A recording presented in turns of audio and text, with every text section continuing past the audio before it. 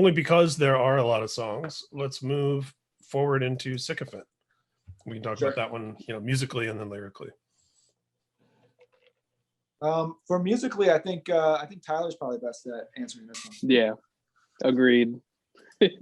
I don't know. I just like riffs. That song is definitely a riff song.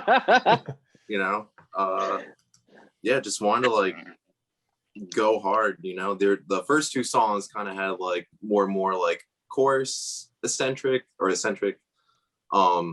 just wanted to focus more into like the more like heavier side of the record, and I feel like Sycophant definitely like showcases that side. Yeah, and it's a good spot to do it in, because a lot of times records, the idea is like come out super heavy and then the rest of the record's not heavy at all. So it's kind of cool to put that a little bit in to where it's like, no, don't worry, they're still heavy in here. Here's some riffs. Right. Yeah, and then also the chorus that you're in my head the most on this whole record. It's the most what on the whole record? I think it, in my opinion, maybe the catchiest chorus on the record. That is the catchiest lead, in my opinion. I love it. Nice. And then lyrically, do we want to talk about that one a little bit, Justin? Sure.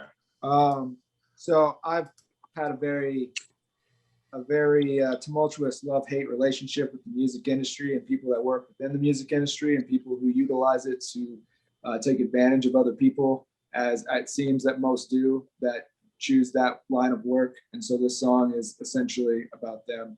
It's more or less a revenge fantasy about what I would hope would happen to them if I had some sort of perfect scenario in which I could do whatever I wanted. So one of my favorite quotes, which is I have to attribute to my best friend Dave Peters of the band Throwdown. He said to me once years ago, "Never trust anyone in the music business who didn't try to start a band first." I agree. And with a few exceptions, I found that to be a truism. There's just something where I just don't necessarily connect, where if the first impetus in getting involved in all this wasn't to actually create and contribute in that way, always a little suspect to me.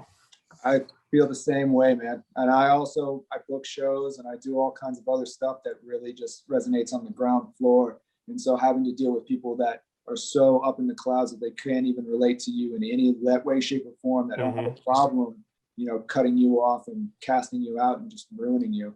It had an impact on writing this song, and I was feeling it especially hard when I wrote the lyrics.